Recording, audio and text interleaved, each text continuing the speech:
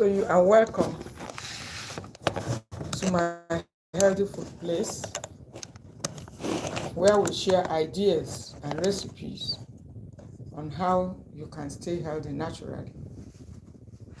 And I'm your host, Grace Enemali. So today we want to talk about how to support our liver with healthy foods. Our liver is a very important organ, and there are so many people today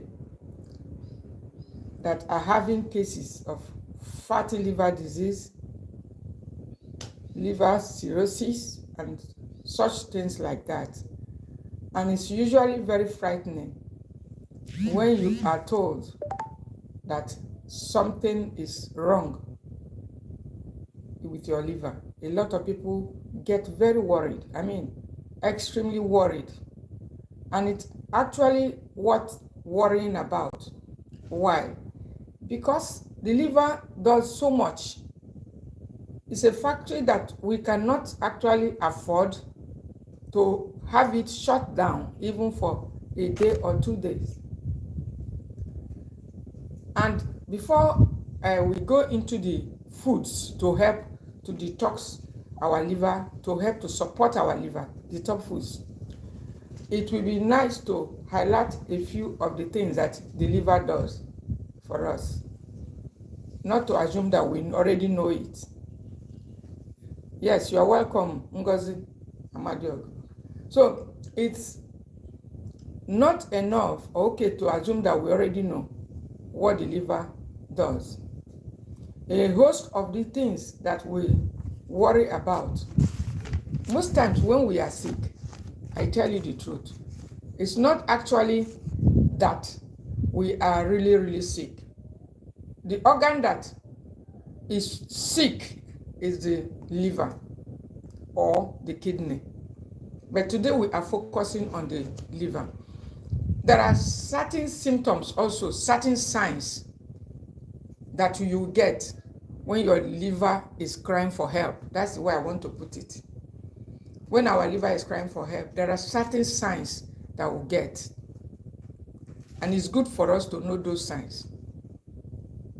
Now, the liver is actually located. Let's talk, because it's our body organ. Some people don't know where it is. You see this, our right hand, under the breastbone here. Here. See the breast? See the breast under it is the large organ. Very large, in fact, the largest organ. Very big. It's lying there. See the right hand? That's where it is. And I actually didn't know this until after a very long time. Those years when I usually run up and down from one laboratory to the other, complaining of typhoid malaria. It usually actually begins, I usually feel those symptoms by this right bone, breastbone. But then I didn't know where the liver was located. I didn't know it has anything to do with it. I didn't even know what it does, what it doesn't do. What I know then was that once I started having those symptoms around that place, pains or whatever, I started running for medications. I started running to the lab to check. I started running to get, help. And so the liver is involved in metabolism. To break it down, metabolism is just a process of breaking down what we have taken in. And these things they come in form of fats, carbohydrates, but particularly fats. The liver is involved in breaking them, processing them for the body to use. So, and you need fat in almost all your activity, even for energy. To control your blood sugar, you need fat. To control your blood pressure, I've said that before, that we need healthy fats. Thank you, Omomo Queensley. You're welcome to the house. So we need fat to moderate a lot of things in our body. But it's not just any fat, but the healthy kind of fat. And we already know, those of you that are following my channel, you already know where you can find the healthy fats.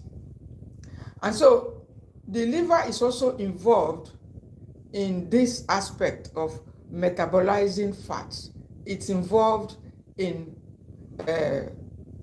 blood. I'm talking of blood. Some blood are stored there. It's involved in even your sleep. I mean, when I talk of sleep, I'm talking of your processing of waste. When you take drugs, when you take anything that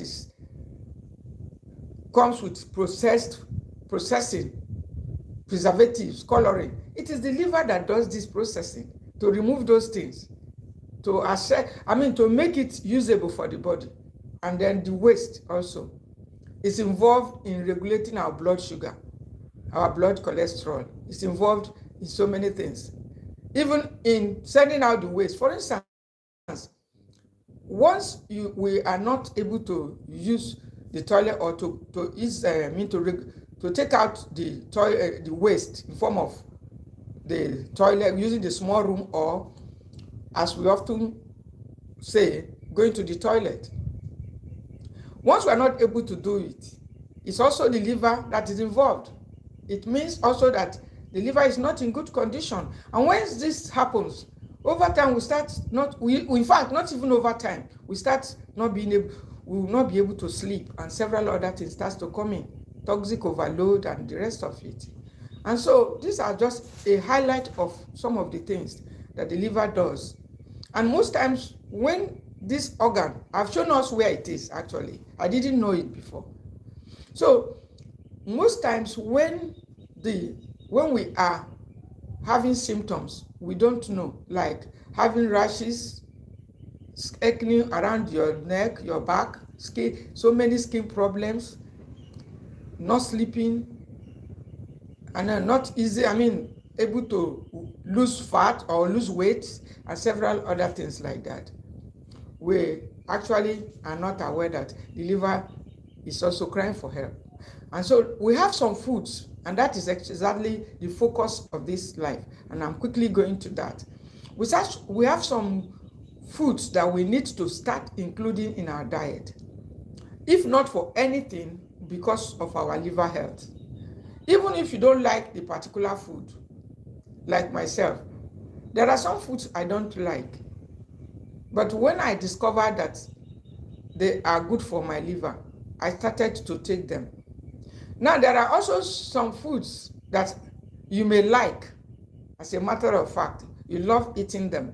But if you get to know that they are not healthy for your liver, it's then better to stop. And that is exactly what I do. And that is one of the focus of this today's life. So, highlight some of these foods so as to help us to reduce, too many cases of liver problem, fatty liver, liver disease, and all of that. And so the common foods that supports our liver health, top foods, I'll be mentioning them, and they cut across the spices, the foods, the carbohydrates, and the best choices you'll be making, even if you have fatty liver. The best choices for older adults to help your liver, number one is cabbage. Cabbage is a great support for liver health. I didn't used to include cabbage before. I didn't used to like cabbage before. But when I now discover that it's one of the foods that supports our liver, cruciferous vegetables, it belongs there. It's one of some people have heavy metals, for instance, around the liver. And that can happen if there are a lot of things that can cause it, heavy metals, to stay around the liver. I've had that experience before, and later it reversed. And some of the foods I included were this cabbage. I didn't used to like it. It was actually my first time to start including it in my diet. That was several years ago. Cabbage, you must also take it moderately. You know, it's best. Cabbage is a healing food. That's what I call it. Cabbage helps with stomach ulcers. Cabbage and carrot. Carrot is also a great food for your liver. You can put these things down. In case you don't like some of them, like I didn't used to like some of them, you can start including them gradually, especially if you are already over 40. Because you need foods that can support your liver, that will not allow your liver to accumulate fat, especially unhealthy fats. Because when you are involved in eating too much processed foods, I will come to that, some of the unhealthy foods and habits for our liver. You need to include cabbage. Carrot is also part of it. These are foods that are high in antioxidants. And the main antioxidants are vitamins A, C, E. Your liver needs these antioxidants, and D. 4 of them. And there are others. But the key ones, antioxidants, that help the liver to do its work.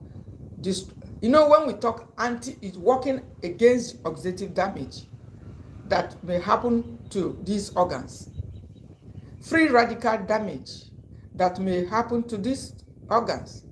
And so when we take in foods like carrots, it's great for your liver.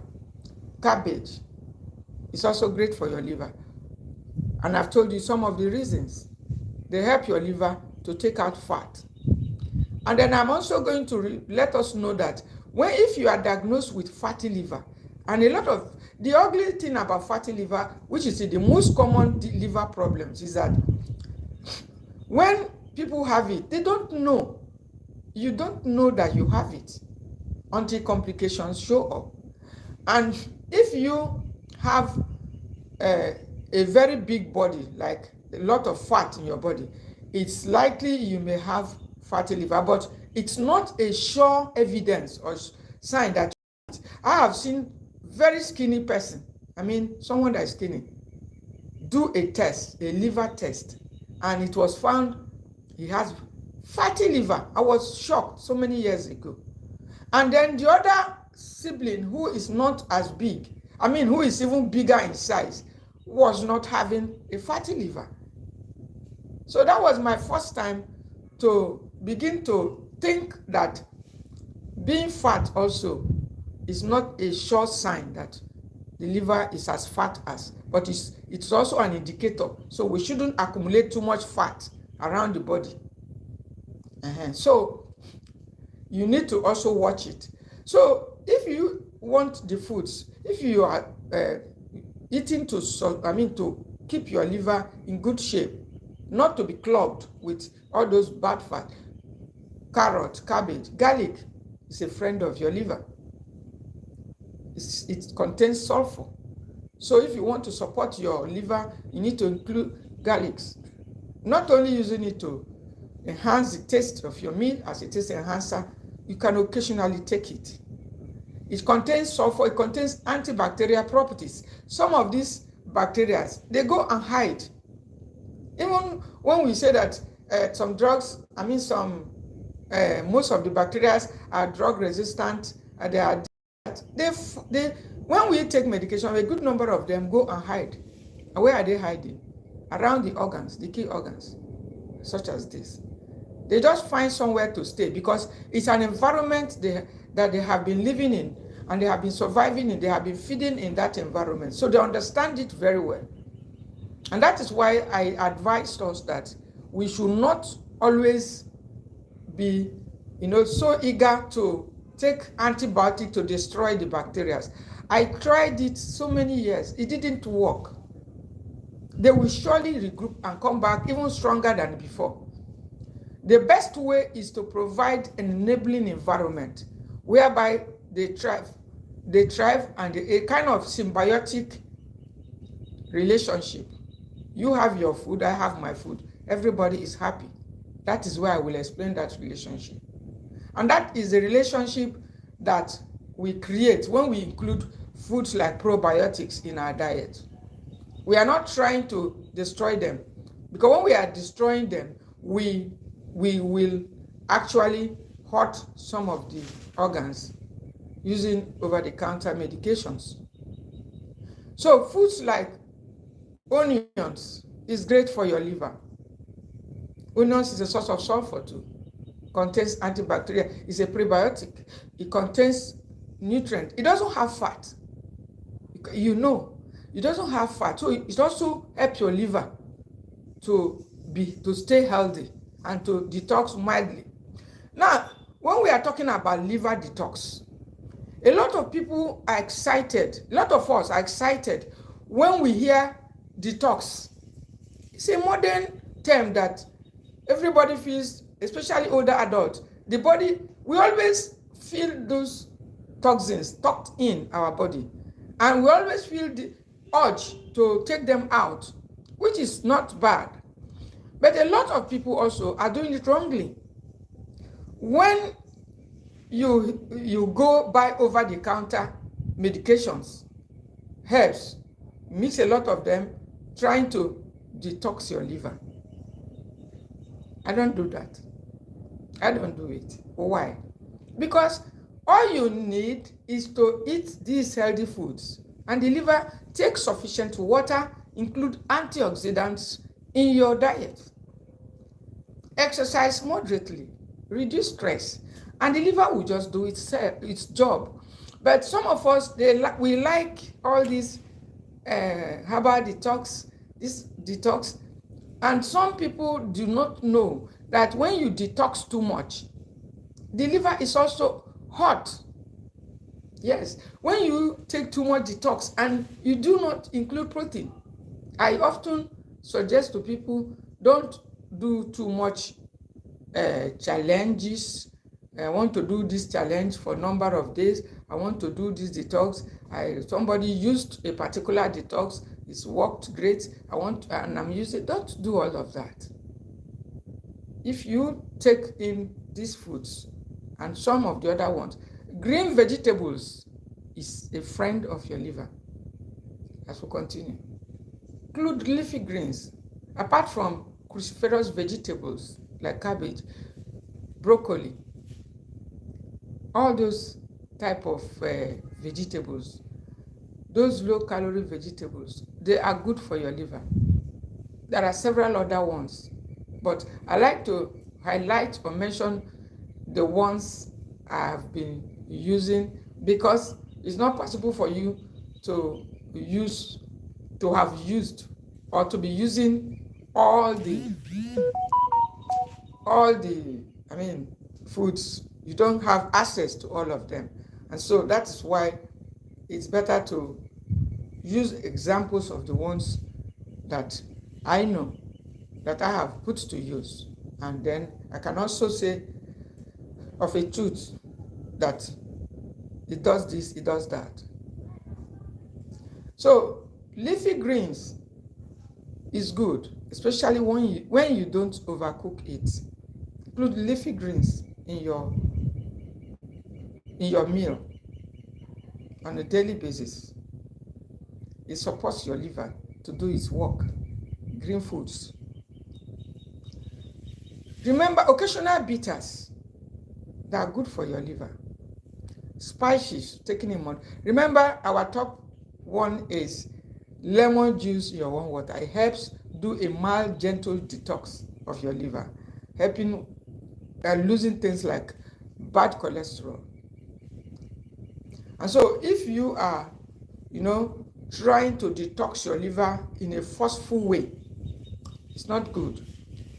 If you are using these gentle detox foods, cabbage, carrots, lemon juice, garlic, you take it moderately on a regular basis, it will just gently be detoxing, be doing this work.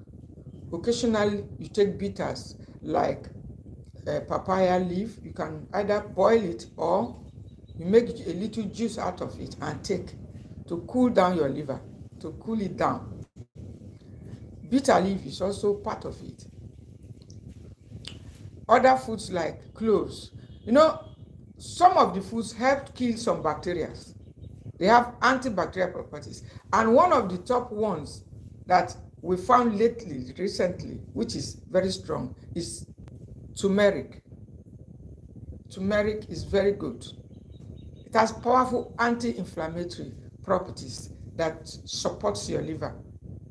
Because sometimes when the liver suffers inflammation, you need to support it by including foods like turmeric, pairing it with some amount of ginger. It's best to use the fresh turmeric if you have access, honestly. But the dried turmeric powder is equally okay and potent. But when you are using dried foods and powders, it's good to be sure of the source. Some of them are the source of these heavy metals we talk about. If they package some waste, both good and bad ones, the ones that ought to be among the waste, and go grind everything together to powder, how would you know? You eat and consume all of them, and guess who is going to do the cleaning job? It's the liver that's going to do it. And some of them get stuck around the liver. And if you continue to bring in such foods that requires some sieving, you need to sieve and remove some of those little things that come with those things when you are grinding them. We eat a lot of all these, including myself. We eat, sometimes you buy ginger powder, cinnamon powder, turmeric powder, all the powder things. They are very convenient for us. But I tell you, even inside those powder, there are still small things that need to be taken out, which you yourself are not aware. But your liver will detect it and try to take them out, to work on them. And some of them that could not be taken out, they will go stay there. And after a long time, they keep accumulating. It becomes troublesome. And that's the essence of some of other foods that help remove bacteria, help to throw out some of those things. So you will need to include foods like that to support you. Turmeric, ginger. Cayenne pepper is a great support also for your liver. Those long peppers, they are very good because it helps to improve blood circulation. Now, there is something also about supporting our liver. You should mark those foods that are involved in improving blood circulation. They are very, very good when you take them to support your liver. And cayenne pepper is one of such foods. Support blood circulation, improve blood circulation. Rosemary is also one of them. And there is one other food that I didn't really used to like, but because of the liver, occasionally I take it, and that is coffee. Many of you are not aware that coffee, as you get older, occasionally you take it. Because of who? That organ. It's a source of caffeine, and truly caffeine is not good for our liver. Now, many of us are also not aware that when you are talking of coffee, I'm not talking of 3-in-1 coffee, where they have the ones they have already added sugar, added milk, and then added other flavors. I'm talking of, or I'm not also talking of the calf. That's one they call the caffeinated coffee. You don't, when you want to take the coffee, take the coffee, the real coffee bean, bitter as it is.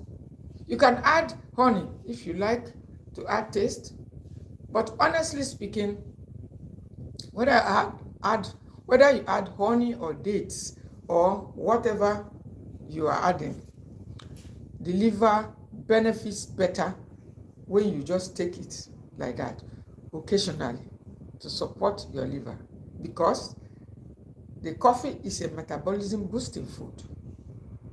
is going to support it to lose some fat, because one of the worst enemies, one of the things that your liver hates is all those clogging food, all those processed food, all those unhealthy fats. It doesn't like it.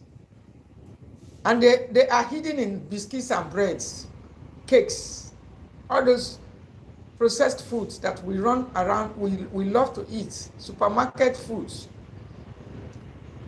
We are all in it together. And when we are doing it, they are clogging around the liver. If you have the knowledge, you will avoid them, or rather take them in moderation, because you already know how hard your liver is going to work to remove those things, if it is possible. And remember that those with BP, I don't know for what, you have to specify the question.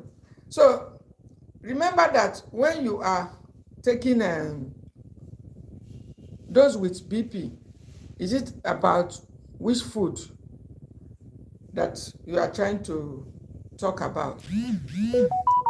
Because if you are taking medication, it is the liver that also will still work on it. Anything you take in, like drugs, the liver will still do its own selection and processing. Yes, that is why I advise us that the older we get, the less of these drugs, over-the-counter drugs, we should rely on.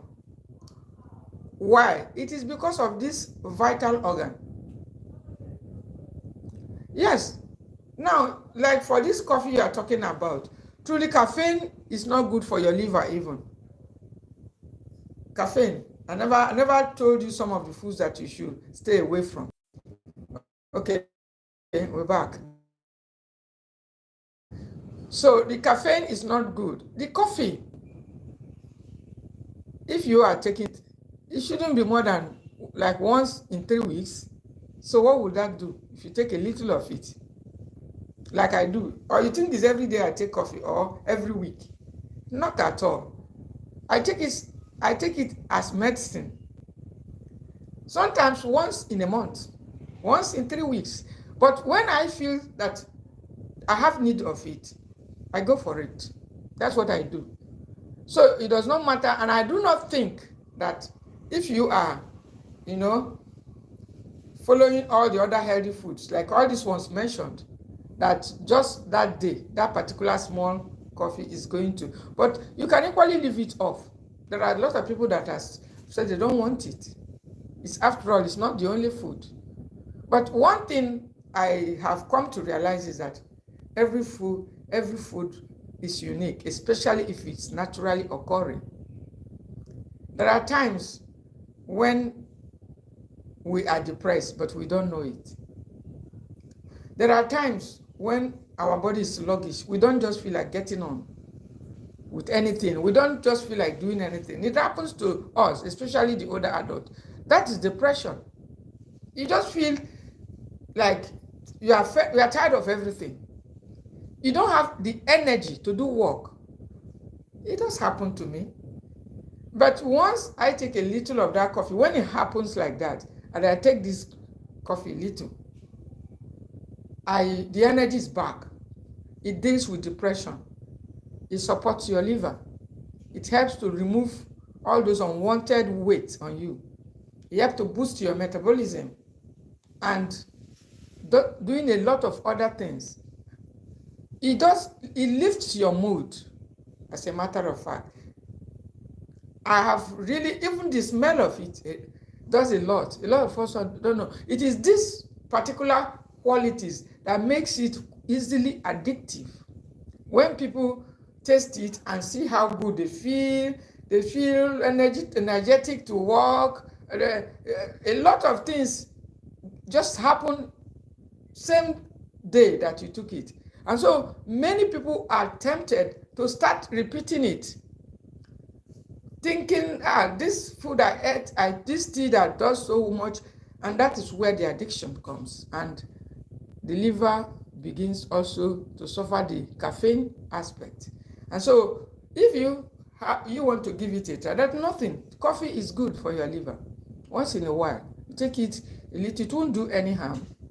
Even your blood pressure, anything, just a little to help it, to support it, to add it to your. But if you feel not to add it, that's nothing. But I have also seen people who have high blood pressure, I mean quite high blood pressure. Once in a while, they just take a little and add maybe dates, there are other things, and then just have it. And then immediately after that, they start other things also that can help. The blood pressure is down. The blood pressure be a threat so much to us that we now begin to, the fear in coffee is the caffeine. And that caffeine, you have it in a lot of other foods, even some drugs. Foods like bitter cola, it contains the caffeine, even the cocoa. Cocoa contains some amount of caffeine, but that cocoa is great for your blood pressure too. The cocoa. And so, away from that, there are the key foods also that helps to support your liver. You need to know those ones. You see, vitamin B rich foods, they are good for your liver. Especially, you see the grains, foods like oats. And when I'm talking about oats, I'm not talking about instant oats. If you go to the market, you have to read the label very well. Get the real oats with fiber. It has nutrients, small protein in it. Then it's one of the foods that will not clog fat or put much load on the liver if taken in moderation. Then you also have to avoid things like gluten. Gluten as found in wheat. You don't have to make it your friend. Wheat gluten is not a friend to your.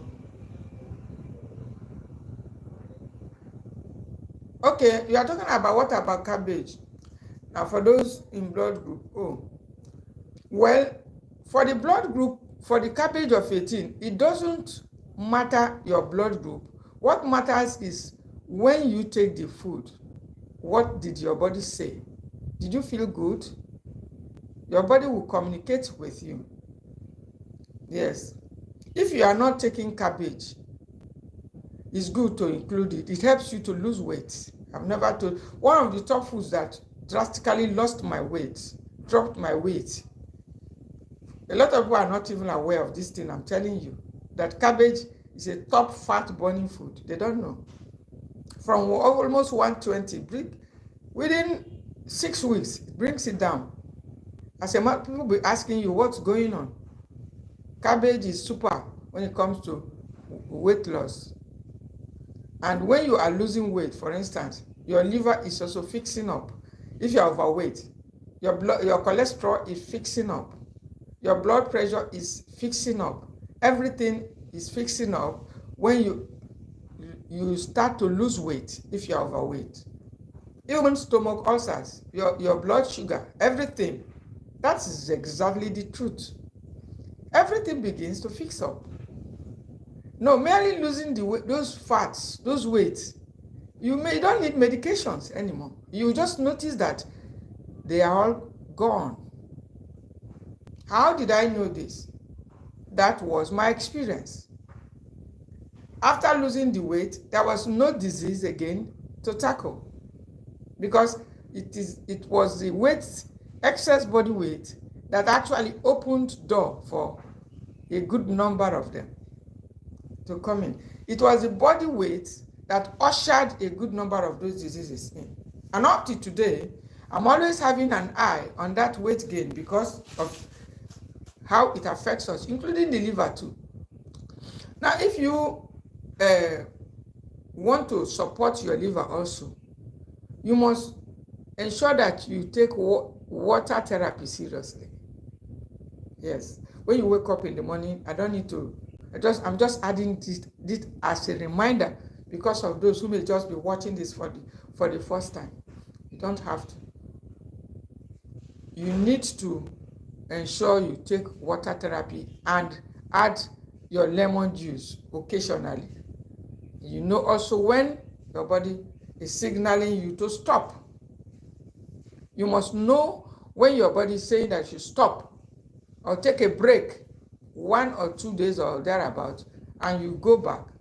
So it is not okay for you to, continuously do it, whether your body is saying something else or not.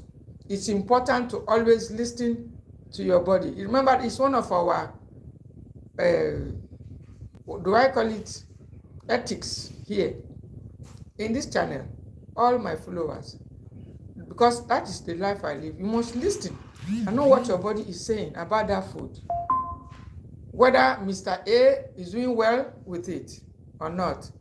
It's what your body says that matters most. And so for our liver, you get to know that when you are stressing too much, it's also hurting the liver. It doesn't like stress. I personally discovered this for myself. So all those stressing up and down, that's why most times I've often said that stress makes everything worse, and it's true. So when you engage in excessive stress, you don't sleep, you're always, the liver also is in distress. It's one of the organs that you need some kind of pampering to because of the big job it's doing. It's a big factory. It's here, it's there, it's there, it's here. But the good news that I will tell you about our liver is that it's very easy to be hurt, to be wounded, and it's very easy to be healed. So when people come to me and say, and start showing so much anxiety and worry that they have been diagnosed with fatty liver, as I've had it before, it's going to go. When they hear fatty liver, it's like they are losing their breath, as if it's cancer or something, like a death sentence is already on them. No. You can use these foods. If you have been stressing, reduce it. And then start incorporating these foods in your diet. These foods I mentioned. Remember that beans, black-eyed cowpea, protein is also part of the foods. Now, I need to let us know one very important secret about the liver. It needs protein to function. Now, a lot of people, when they hear of herbal drink for this, herbal drink, they keep drinking on these herbal drinks until it damages the liver. The liver needs protein. So remember to include lentils, protein in your diet. Include nuts in moderation. Why? Because it needs fat to function. I'm not going to be, analyzing all the jobs it does and how it does it. But what I do know is that you need fat in little amount, especially healthy fat. Don't even go to the unhealthy fat. All those vegetable oils, a lot of them in the market, I don't want to mention their brands. They don't support your liver health. They are part of the reason why the liver is often clogged. And one of the worst things you'll be doing to your liver is to fry your food. Even when the oil is a good oil and you use it to fry the food, you are giving double work to the liver, and you are creating room for fatty liver disease. It may even be there without you knowing. And by the time you are frying your food, you fry your chicken, you fry your sweet potatoes, you're frying almost everything. I've heard some people say, oh, they can't eat the chicken unless it's fried. Who told you? Can't you just cook or steam it or oven dry it? So you don't have to engage in frying. If you don't want all those fatty disease, if you already have it, just remove frying from your methods of cooking. Remove alcohol. Remove cigarettes, smoking cigarettes. And smoking is not only when you put your cigarettes and smoke. Now, if you are exposed to an environment where there is too much fumes and smokes, whether the smokes are coming from cigarettes or from firewood or from other sources, your liver is still going to be in distress because of those smokes. So, not to worry about smoking, you need to be away from. Whether the smoker is around your house or environment, it's going to be affecting you. And the organ that suffers it more is the liver. Smoking, alcohol, frying your food, these are the worst enemies. Gluten-rich food that are such like wheat gluten. If you go to the market, you see a lot of people grinding wheat all over the place. I do take wheat occasionally. It's a source of magnesium. Wheat bread and all of that once in a while. But one thing I know for sure is that one of your liver's worst enemy is gluten. It's something I know. And when I take those foods that contains those things, I do feel it. I don't know whether some of you do feel it that way, but I do feel it. Maybe because of what I already know about it. I do feel how they are operating and working. So the only thing is, I'll tell myself that, of course, I won't be taking it on a daily basis. Let me just enjoy myself for once. And that's why I often tell us, you don't have to just abstain from everything. You can't be avoid A, avoid B. You just rob yourself of all the good foods, especially natural foods. There is another food also that is good for your liver. Seeds are good for your liver. Seeds like papaya seeds, they are good for your liver. Fenugreek seeds, black seeds, those tiny seeds. Some of you don't even go there at all. You don't go to the seeds. You just eat normal carbohydrates, bread, milk, and the rest of it. But occasionally, take the seeds, chew the seeds. And this is one of the things I'm doing lately. Why? It's not because you love them, but because of the liver.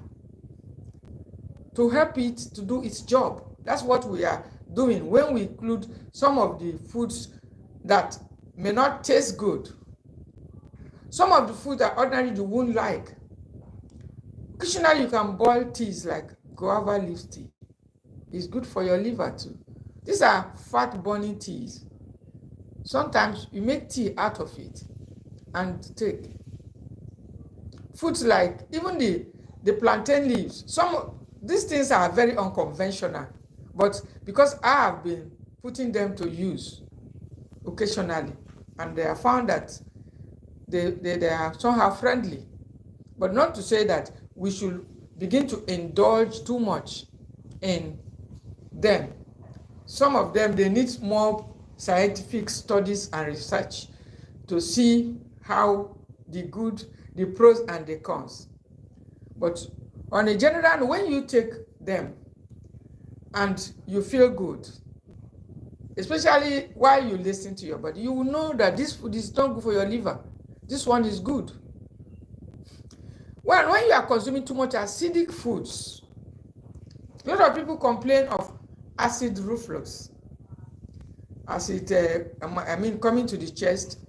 Yes, it will be happening to you as long as you are consuming those foods, acidic foods that creates acids. And those acids too, your liver doesn't like them. And they are coming from most of the processed foods. Are you aware that salt, the refined table salt, is one of your liver's worst enemies? A lot of you are not aware. And that's why I encourage you to use good salt. Salt generally, but the sea salt or other healthier salts are better for you than refined table salt. These foods are stressors. Some foods are stressors for your liver. So if you are looking at how to support your liver, how to, help your liver with healthy foods, then you should also know those ones that are damaging, which I've already highlighted in this very in this very life now. That you should take those foods that helps your liver to detox naturally, and stay away from foods that clog the arteries, food that does not encourage blood circulation. Embrace antioxidant rich foods. Vitamin C is vital for your liver to do its job. Vitamin E is an antioxidant that your liver needs also to do its job. Vitamin A, your liver needs it. You can find them in carrots, all these foods I mentioned. You can find them naturally occurring. Now, some of us like to depend on supplements a lot. It doesn't matter how good the supplement may look, the liver will still have to process it. And that's why I do not advise, especially older people, to go for all those supplementing of vitamins. And sometimes it may make you look very fresh, but honestly, I do not support it. There are only very few of them that helps your liver, and these are the ones as like fatty fish. You are not aware that fatty fish is one of the good foods for your liver because of its anti-inflammatory effect. Occasionally, I do take fish oil. It doesn't hurt your liver because these are good fats, and your liver need the good fats. And so if you have access to fatty fish, sardines, mackerel, tuna, and the rest of it, they're okay. Nuts also are good for your liver. Nuts, whether it's peanut, you need to take it in moderation. Whether it's cashew nut, whether it's almond, whether it's walnut, macadamia nuts, all the nuts taken in moderation are good. We'll talk about the seeds. I mentioned some of the seeds. Then the nuts are another category after the vegetables to support your liver. You need to include them in moderation. Any one you are taking, you must remember that moderation is our rule. Don't just focus on any particular nut because you have access to it. And then when you take it in excess, for instance, your liver is going to store the excess. And if you continue taking it without giving the liver some time to offload the excess, it's going to begin to give you a negative result. It's going to make you sick, as a matter of fact. That's what many of us are experiencing when we say we are sick. A good number of times, it is the liver that is actually sick. It's actually the liver that's looking for help. It's just asking you for help to bring in some of these foods to help it to do the job. When the liver is hot and heated, maybe all it's asking for is a little taste of bitters to calm it down, to cool it down. But instead of bringing the bitters, we bring in more sugars. Okay, are you not also aware that too much sugar is also bad for your liver? Do we not to tell you know that liver is a feeder of disease? Sugars, especially simple sugars, they feed diseases. And so you don't have to involve in all those carbonated drinks because they are not your liver's friends. Carbonated drinks carbonated beverages, they are not, if you already have liver disease, fatty liver, or you want to keep support and keep your liver in good health, you have to avoid those sugary drinks, energy drinks, carbonated drinks, a good number of them. You just need to stay off them. If you want to take water, you take water. Fruits, you know that fruits are rich in antioxidants, despite that some of them are actually high in sugar. But there are some that are best for your liver, foods like tamarind. If you find it, you go for it. Though it's high in sugar, but you can add cloves or cinnamon to help it with the sugar, but it's one of your liver's best friends. Tamarind. You can just press the juice out of it. Soak it. It doesn't look attractive as a matter of fact, but you can soak it and then make a tea or a juice out of it and take. Very sweet, but very high in vitamin C and with other anti-aging properties. I'm not a fan of it because of sugars, but I intend to return to it in a couple as it comes in season. Most of them are seasonal foods.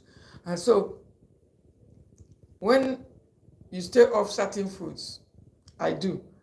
After some time, I go back. That's what I encourage people to do.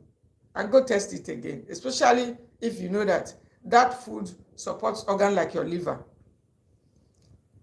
There are certain food that I left out of my diet several years ago, foods like cloves. But when I found out the numerous benefits of this tiny seed, honestly, I went back and made sure I incorporate it into my diet. Even though it may not be so forceful, but I made sure I return it. And as it stands, it has come back. Some of you are saying, because of stomach ulcer, because of this problem, you will not be able to. Well, it is, yes, we're back. Now, it's common among those that are on medication. Yes, it's common for them to say they can't take lemon juice, they can't take all those foods that have the antioxidant properties, all those blood thinners that helps to support your liver. A good number of you that are on medications, you may not be able to enjoy them in your diet unless you slow down gradually on your medication so that your body, because what they should be doing for you, the medication is already doing it. And a good number of you also need to know that, of course, you will always wish or desire to go the natural way. It is the best and most sustainable way to support your liver. And not only the liver, all the organs of the body. And so you should also include other foods that will not hurt the liver. Apart from the vegetables, apart from the vegetable, the nuts, the seeds, the spices, which I already mentioned, apart from all of this, that you need to also, your method of cooking your food, you need to also have a kind of look at it again, because sometimes some healthy foods for the liver, through the method of cooking, we make it unhealthy. We put a lot of red palm oil. You know, a lot of people are still asking questions about red palm oil. We put a lot of the red palm oil and then other, you know, artificial taste enhancers, bouillon cubes to make it taste good. And I've told us, you know, there is a video on the spices to use. You need to go also and watch that.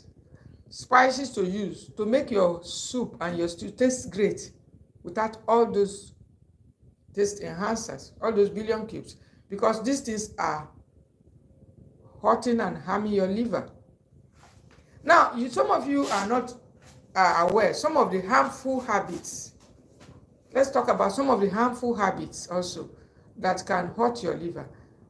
Like I've talked about stress. I've talked about habit of cooking and frying your food. Some of the harmful habits also is spicing too much spices without protein buffer. Now, when we hear about spices, I did a video on spices. So some people may watch it and go gather all the spices and then start using all of them. Too much spices is not good for your liver too. It's a habit that you need to avoid if you want to preserve your liver. You need to reduce overspicing. Hot soups, things that are spicy and hot, they're not good. They are stressors for your liver. It doesn't need all those harshness. These are habits. Now, another habit also that is not good for your liver is habit of too much medications, especially for older adults. Some people, any little thing, I was a victim of this thing I'm talking about. We had so much faith and confidence in medication. Not to say that the medications are bad. It really helped a lot of us. But the point is, as you get older, you need to reduce your dependence on them. Why? Because of this vital organ, your liver. You need to reduce your dependence on them. Because when you take them, the liver is the one that you are given the job to do. Whether you call it supplement, we were so much excited about the supplement thing, There are a lot of multivitamins. It's a habit. You need to stop these habits. Like, you get a lot of multivitamin supplement. I take this one. I watched one this morning. Somebody was showing so many vitamins. Although it's a younger person, you won't know the person I'm talking about. So it's a younger person showing. I took this one, take that, and looking so chubby and rosy physically. That's what those things will do for you. And that is exactly how your liver will be also looking. But that is not the best way for you, especially the older adult. You must, one of the best habits you should engage in to support your liver is to reduce your dependence on all the, whether you call it multi. Some people will say, no, it's not drug. Oh, this one is medication. It's just a supplement. No, listen to me. Whether it's a supplement, as long as it was taken to a factory, or whether it's factory or wherever, and processed and put in either in capsule or tablet or in any form, and brought, and then with something to preserve it for shelf life. I know some of those vitamin C I used to take, I've stopped them too, trying to use only the natural means of vitamin C to support my liver. Foods like papaya, guavas, lemon juice, all the other naturally occurring cider apples to support the liver and to provide the antioxidants needed. Because if you continue to depend on large doses of all these multivitamins or antioxidants, whether it's vitamin C or multivitamin or whatever, if you live on it and continue to take it over time too, your body seems to not be okay unless you bring them in. Unless you bring them in, it seems not to be able to function again. It seems to like it has been taught to depend on them.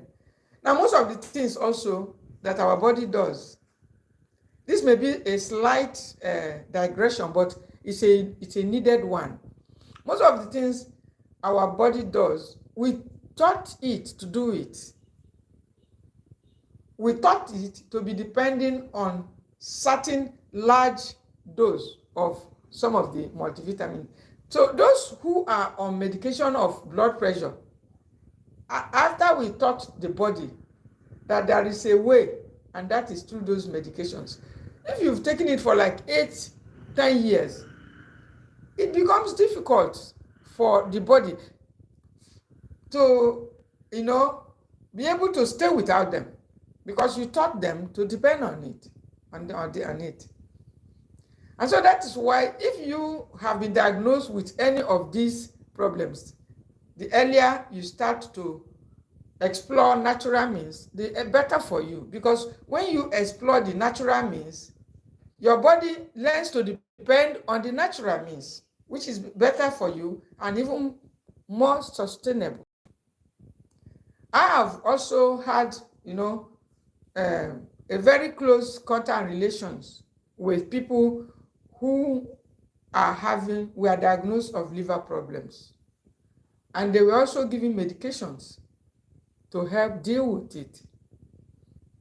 No, how on earth is the liver going to do that? I don't know. You can comment if you know how it's going to happen. But me, I don't know. Because when you bring those medications, I mean, very big capsules, I've seen them. I know those that are taking a lot of medications to help them with their liver, to help solve the liver problem, to help remove the toxins, to help remove the fatty liver. But I don't know how the liver is going to do it. Maybe if you are watching, please, you can also make your own comment and contribution on it. Because me, I don't know. Since it's still the liver that is going to process the waste, the drugs. So if the liver is already sick or diagnosed to be in bad shape, and drugs are still coming in large amounts, well, unless it's for a very short time, but most times it's not usually short, it's usually long. It's usually something the person will be taking for a long time. And guess what? A lot of them that are even taking these medications that I have come in contact with, they were not even, or they were not even taking the drinking of water seriously. Yes, because the drinking of lots of water is very important. But some of them put the drugs in their car, they put it in their bags. When they get to a particular place, when it's time to take it, they just get a little amount of water and then they take it. They may even feel better, but that's because that's how it works. And they feel that, okay, what the drug may have just done to the liver is to stop it from doing its job, so that the drug will do it. That's that's my own opinion anyway. That's my own opinion. So you feel you're okay. So those habits of trying to take too much every little thing we're running for over-the-counter medication is a bad habit. Another bad habit is you need to stop to support your liver is rushing for ready-to-eat food. And most of these they are packed with sugars, they are packed with preservatives, they are packed with bad, stuff that hurts your liver. And so if you are engaging in all of that, it can even lead to overweight. And you are not even aware that being overweight, I mean extra large, is something to worry about, because it's going to be affecting both the kidney, both the liver, both the heart, every part of the body will be suffering, including your blood pressure, your blood sugar. And that is why adding weight is something, extra weight, something we must also take seriously. If you have the habit of, eating those junk food, processed food, over the processed foods and carbs all the time, which most time contributes to weight gain. If you're already overweight, you need to work on it. It's a bad habit because it's going to be affecting the liver also. You need to work quickly to reduce that weight. And by the time you reduce it, the liver also will be like relieved. Will be the liver will be relieved of some of the fats, and even some of the cholesterol will eventually go away with it. And so, if you are trying to keep your liver in good shape and in good health, you must take note of these things. Check your foods, the seeds, your lifestyles, the vegetables, the proteins must be in your diet, the vitamin B group of foods, the antioxidant rich foods. You must ensure that you take them, and then your method of cooking your food, you must also watch it. Your lifestyle, your habits, you must also be careful so that you don't indulge in the unhealthy habits that will be hurting your liver. There are several of them. When you don't even sleep, you're also hurting it. Not only the liver, but all the organs, your kidney, your heart, everywhere. Because sleep is very, very important too. So you must mark or take note of all these things. And then, best of it, you need to maintain stable emotion. Really not the best, but part of it is must maintain a stable emotion at all times, so that your body will at all times be in a mood that won't create a negative effect, create a negative effect on the liver.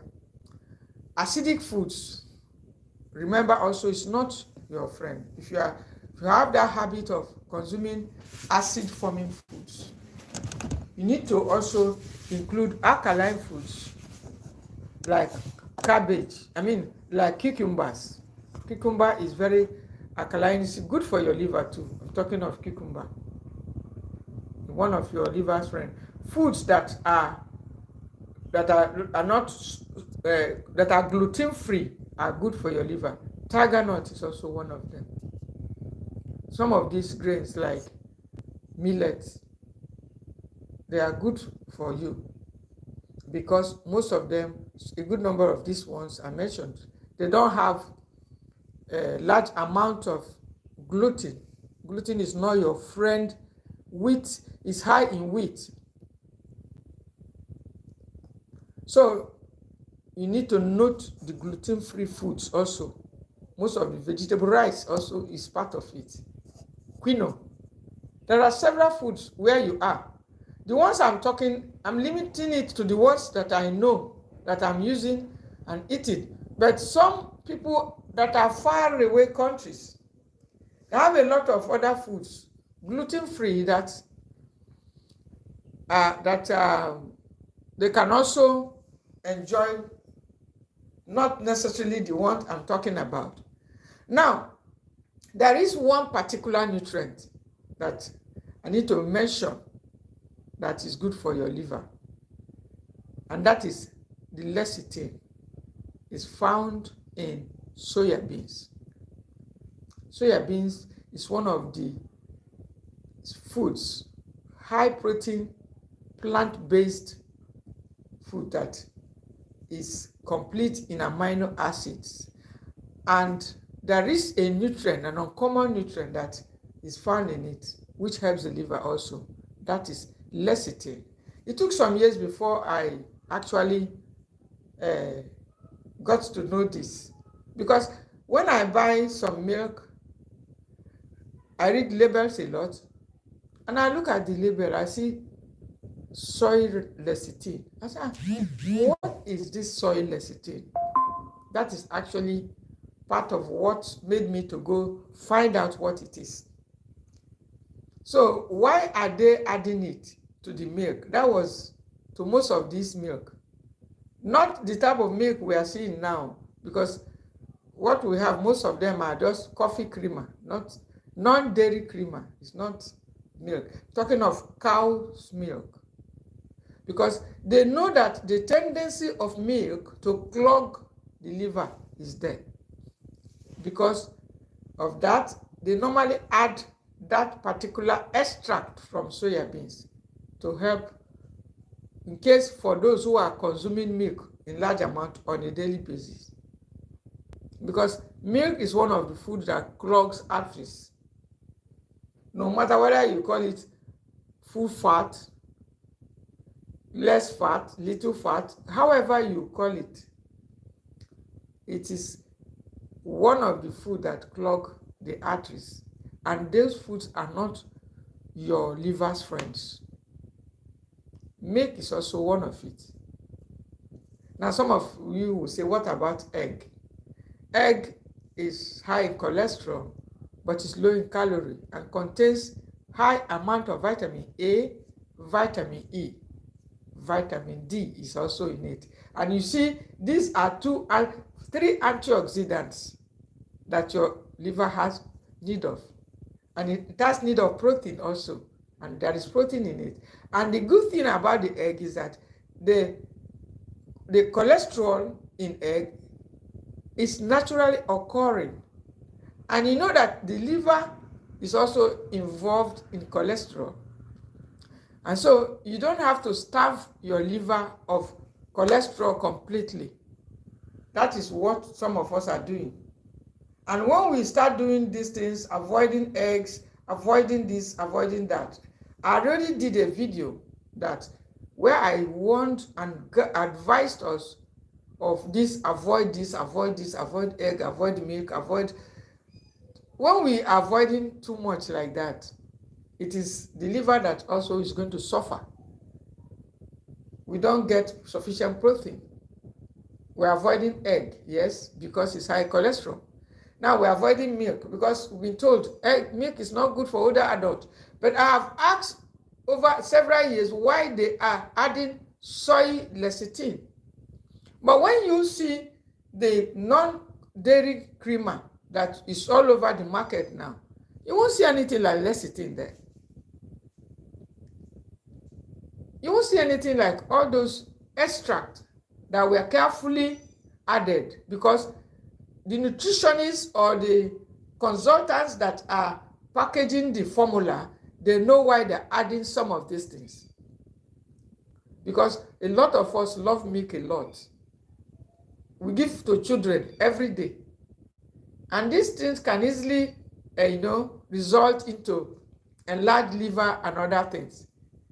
But if the lecithin is there from soya beans, it's going to help. It's going to help it to drop some of the fat.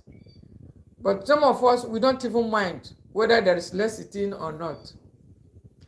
A lot of us, we don't even read labels. We just eat anything that comes our way. It took me a long time for me to find this out, but I'm delivering it to you for you to know that the soya bean contains some things in it that support liver health. And it's one of the foods that I include in my protein, because protein is important for our liver, but not in large amount for older adults.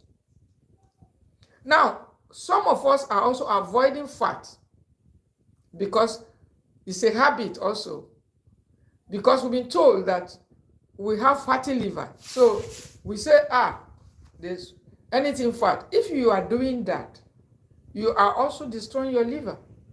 The fat that you should avoid are the unhealthy fats found in processed food, bread, biscuits, all these supermarket oils. They will put cholesterol-free, heart-friendly, a lot of beautiful commercials on them, but truly, most of these things are far from it. They are far from it because your liver actually needs the good fat, like avocado fats, coconut oil fats. Those oil fats like in cashews, almonds, you need fat to destroy the bad fat. If the good fats are not there to support your liver, the bad fat, the cholesterol, will take over the house. And so, if you have been told you have liver problem, stay away from the unhealthy fats. And I told you where to find them. And then embrace only the healthy ones. So that when you bring in the healthy fats will displace the unhealthy fats. I already did a video where I said you need fat to destroy fat. Even you need acids to destroy acids. So some people say they are having acid reflux. They don't want to take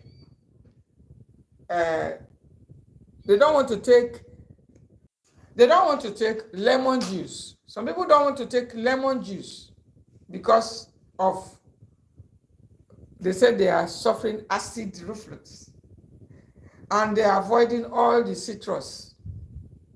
And I have said it, if you do not bring in those foods, alkalining foods, the acids won't go away. That is the ignorance that a lot of people are still living with. The acids will not go away because we were in it, in this ignorance altogether. So if you are bringing in the good acids, like you find in apples, green apples, it's a source of malic acid. Apple cider, of course, we know it helps you when you are going through things like that. Maybe low stomach acid. And so when you are avoiding fat, because you have fatty liver, the liver, surprisingly, if you go for a checkup, you will find out that it's getting fatter despite your avoidance of fat. So the liver has need of fat. If you haven't known it, you have to know it. It needs fat to do its job. But the good fats is what it needs. There are good fats like you can find also in sesame seeds. They have heart-friendly oils. And these oils are also good for your liver. Most of these good fats, olive oil fat, is good for your liver. It's high in vitamin E. It doesn't clog arteries.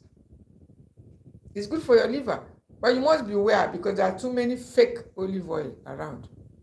So you have to continue to include fats in moderation, good fats.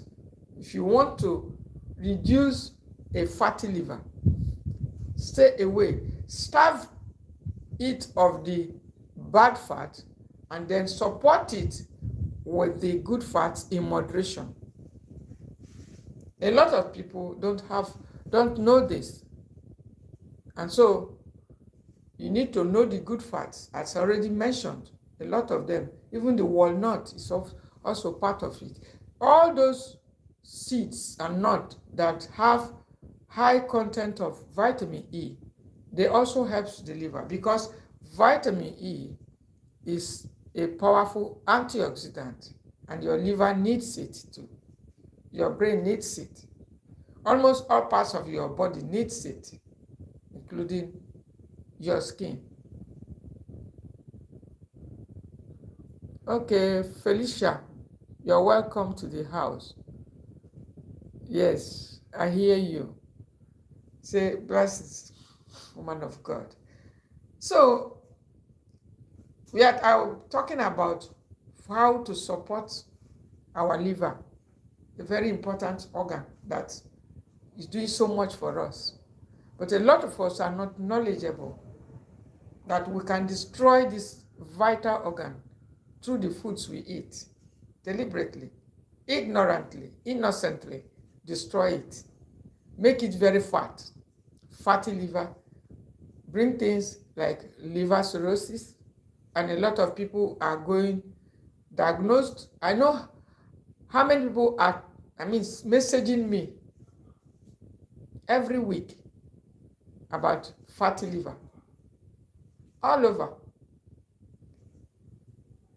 A good number, what made me to go talk about it today is because of the too many cases I've received during the week on fatty liver. From other platforms, they send messages to me that they have fatty liver, what can they do? It's because of ignorance. And so that's why I'm talking about it. To educate us, to enlighten us. Remember, to educate us is purpose of education. To enlighten us that there are foods you can consume to damage your liver. There are habits also that can damage your liver. Lifestyles that can damage your liver. There are foods also that can heal your liver. Help your liver to detox naturally. All those concoctions on herbs, a lot of us are going for. Some of them also help to destroy the liver. So I have already highlighted a good number of them to help to support. And finally, the good thing is, why I'm even talking about it, is that I have had that challenge of fatty liver. Very fatty liver. And that was actually when I was weighing about 110, 120. Sometimes being fat also can put you at risk of fatty liver. But when you are not too overweight, it can also help you with not having a fatty liver. But what has surprised me, which I said at the beginning of this video, is that I have seen someone that is not so fat, and honestly, the result showed him having fatty liver. It was surprising. And then I have seen someone who is moderate, not too obese, bigger than the other person, but the same result showed he didn't have a fatty liver. In fact, we were all expecting him to have very fatty liver, but his liver was not as fat as the skinny person. So these things are not full confirmation. We always need a test if you think you have a liver problem or a liver disease. You will always need a medical test, laboratory investigation to confirm it. Despite that there could be signs, visible signs, which I already highlighted at the beginning, that there are certain symptoms that can also make you suspect that you have either a fatty liver, fatty disease, but there are also complications and climax of it. That was a recent one that came for this thing, and I saw the young teenage boy. The stomach was already big. We shouldn't allow complications. I'm talking about the complications now of the liver issue, liver problem.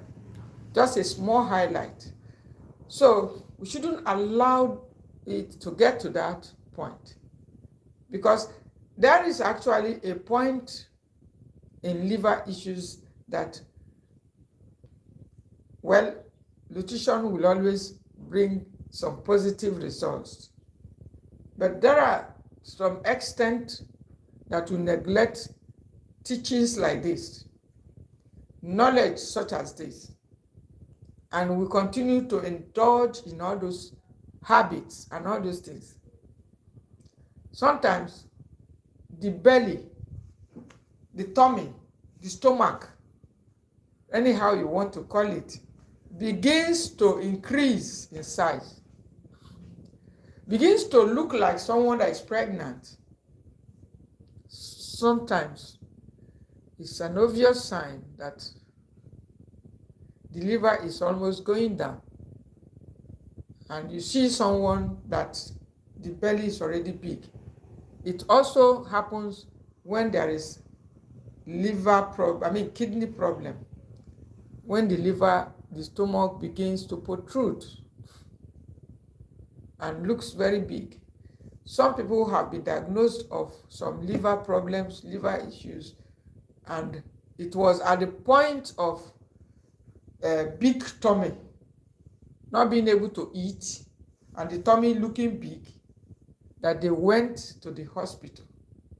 You don't have to wait for such to happen before you begin to seek for help, whether medical help or, using natural way, whichever way. But don't wait until your tummy becomes very big. Extra large, that you can visibly notice it yourself, that this is not the size of my belly.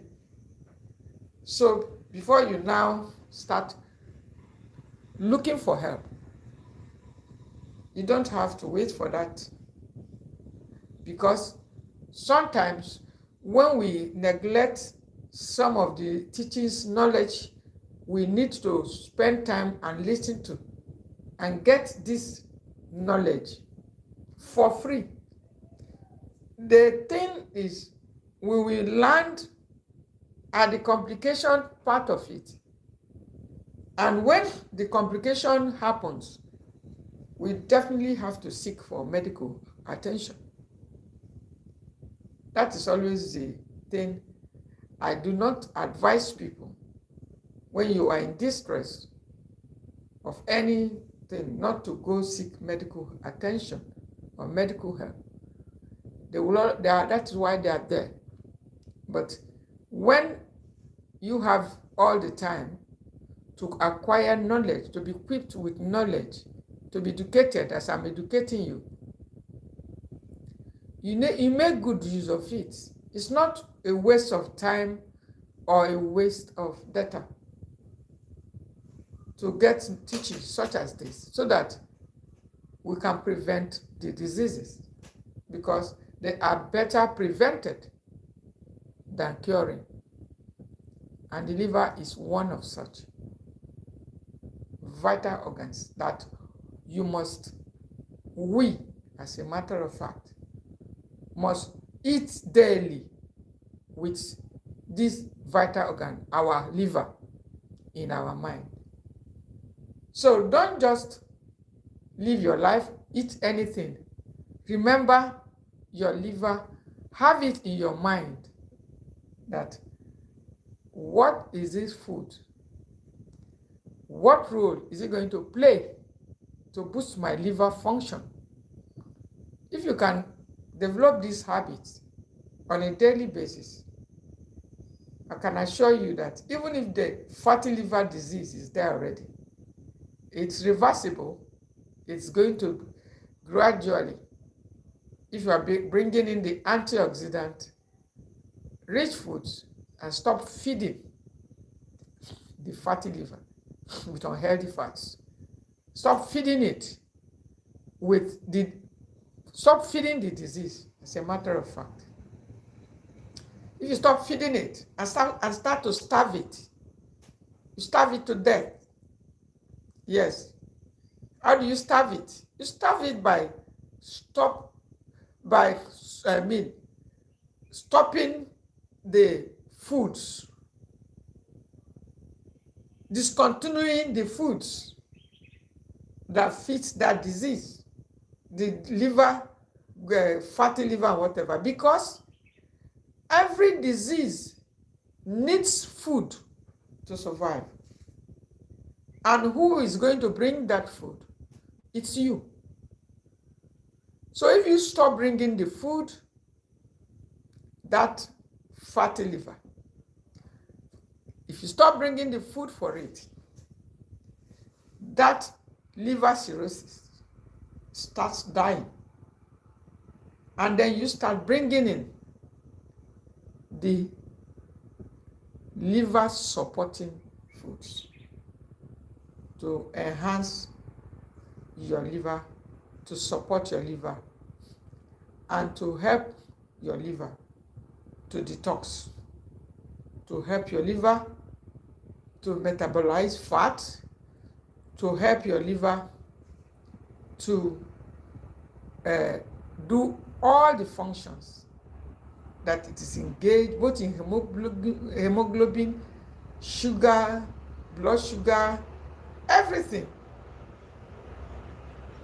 Once you are bringing in those foods to help the liver will be doing its job. And even when it's fat already, it can throw out those fats with the presence of the other good fat that comes in, with the presence of some of the bitter foods, with the presence of the inflammation fighting foods like turmeric, with the presence of other healthy proteins, plant-based proteins, such as black-eyed cowpea, so many other lentils, with the presence of healthy nuts.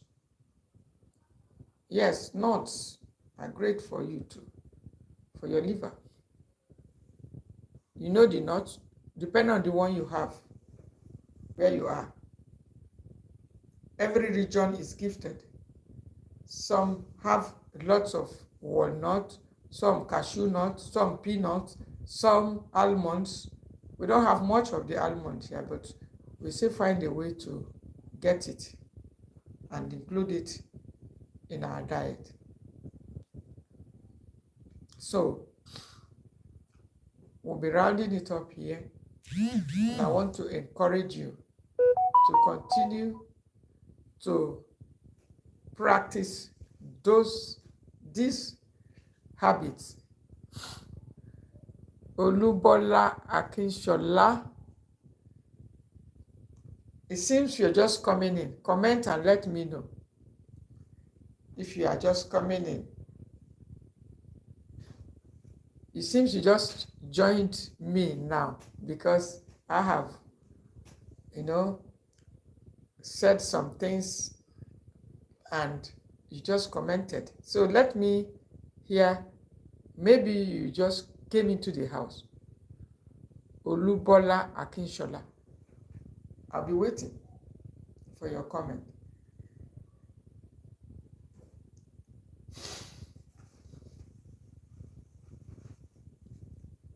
Okay, I'm waiting for you. Okay. All right. You see the beautiful thing about this thing. You just joined 15 minutes ago.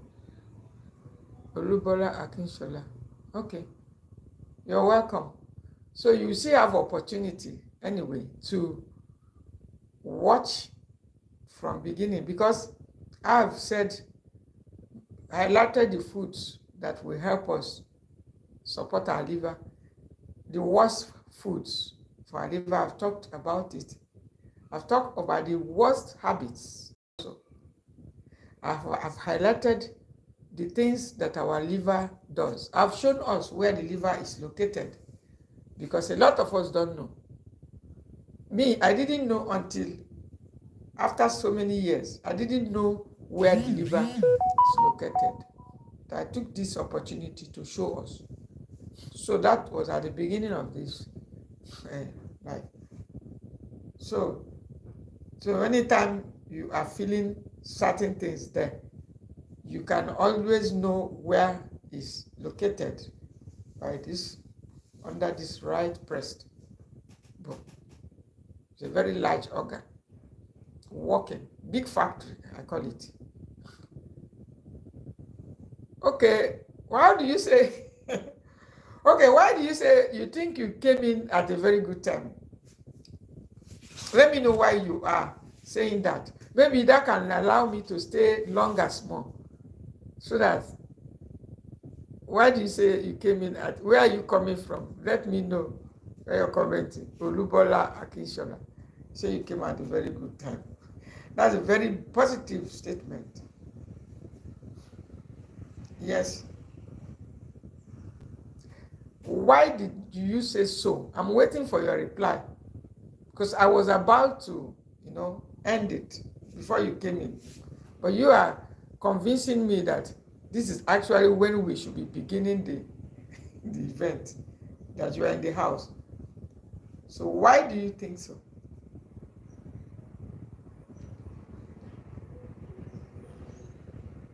I'll be waiting.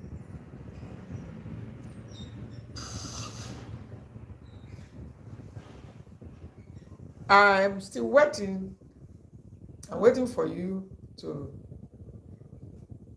tell me why 15 minutes ago you came in is the best time. I love that positive statement. Okay, I was told I had a fatty liver, and so I left out all oils for months, and it worked for me. So which oils did you leave out? It's good. Now we are talking. Let me know the oils, because it will help others too. So let me see. Let me know the oils that you left out.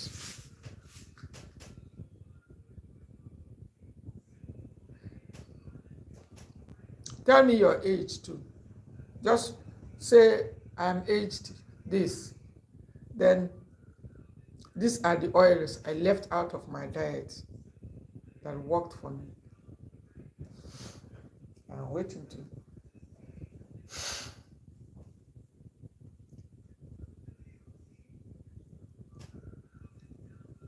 Let me know whether it's in line with what I already said, or we need to go back and learn more. So that's why I want you to comment. I already said some things about the oils that we should stay away from and the ones we should take moderately.